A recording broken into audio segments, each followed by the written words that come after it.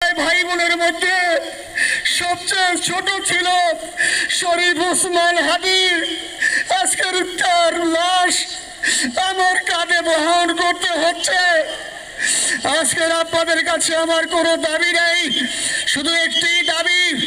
7 থেকে 8 দিন হয়ে গেল দিবালোকে প্রকাশ্যে রাজধানী ঢাকায় জুমার নামাজের পরে খুনি প্রকাশ্যে গুলি করে যদি পার পেয়ে যায়, এর চেয়ে লজ্জার আমাদের আর কিছু নাই।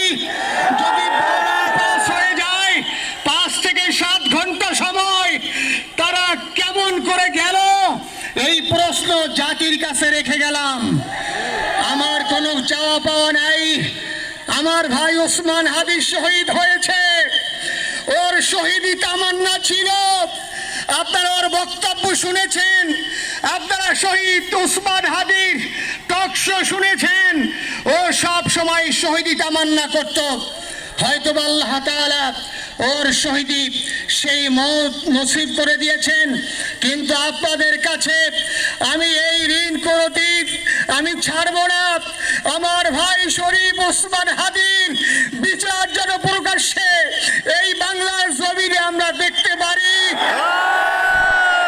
ভাইরা আমার, 7 দিন হলো, এখনো পর্যন্ত আমরা কিছুই করতে পারলাম না। এই দুঃখে কলিজা ছিঁড়ে যাচ্ছে। আমরা ওসমান হাদির জন্য দোয়া করি, আমরা ওর সন্তান ওর স্ত্রীর জন্য দোয়া করি। ওর সন্তান মাত্র 8 মাস বয়স।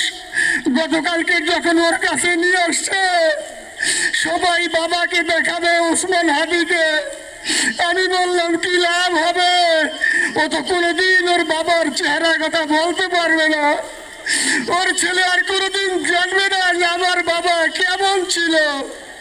ভাইরা আমার, ওসমান হাদি আর ফিরে আসবে না। ওসমান, তুমি দেখে যাও, লক্ষ লক্ষ জনতা, তৌহিদি জনতা তোমার জন্য পাগল। ওসমান, তুমি বড় নাই, তুমি আমাদেরকে পাগল বানাই দিয়ে গেছো। আল্লাহর কাছে আমরা সবাই দোয়া করি, আল্লাহ যেন আমার ভাই শহীদ শরীফ ওসমান হাদিকে জান্নাতুল ফিরদাউসের মেহমান হিসাবে কবুল করেন। আল্লাহ তাআলার কাছে দোয়া করছি, আয় আল্লাহ তাআলা, আমরা যারা বেঁচে আছি ইমানের সাথে, স্বাধীনতার সার্বভৌমত্ব রক্ষা করে তৌহিদের দ্বীপ বাংলাদেশকে যেন আমরা রক্ষা করতে পারি, সেই তৌফিক আল্লাহ তাআলা আমাদের নসিব করুন। আপনাদের সবার কাছে দোয়া চাচ্ছি।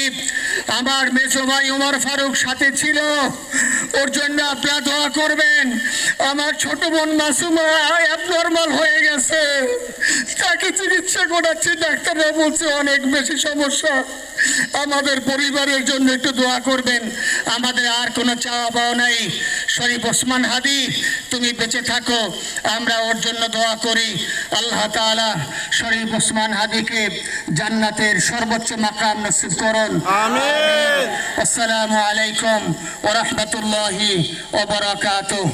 জানাজার নামাজ শুরু হইতেছে।